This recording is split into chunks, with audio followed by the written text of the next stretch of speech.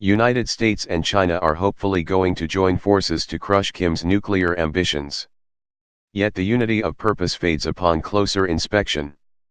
U.S. officials have questioned whether the Chinese government will enforce the sanctions, as the Trump administration considers ways to retaliate if Beijing fails to get tougher on its ally in Pyongyang.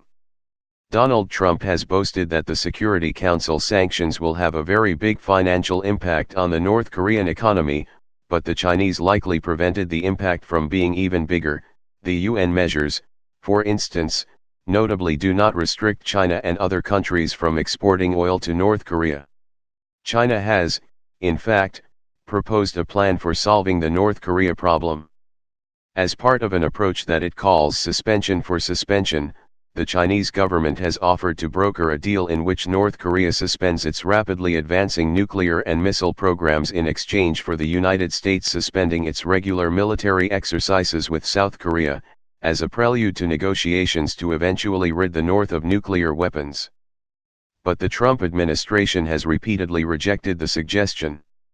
Indeed, it strikes at the heart of how the Chinese government views the North Korean challenge differently than the US government does. Whereas US officials want North Korea to renounce nuclear weapons or at least take steps toward denuclearization as a precondition for talks, Chinese officials consider denuclearization an end goal of negotiations, not a starting point. China shares an 880-mile border with North Korea. It has a 56-year-old defense treaty with the North Koreans. It accounts for over 90% of North Korea's trade. No country has more influence on North Korea than China. But the question the Trump administration is currently probing is what the limits of that influence are and how China can be pushed to those limits. The primary way that China can change Kim Jong-un's calculus on nuclear weapons, according to the Trump administration, is by fully enforcing existing UN Security Council sanctions and restricting trade with North Korea well beyond what's included in those sanctions.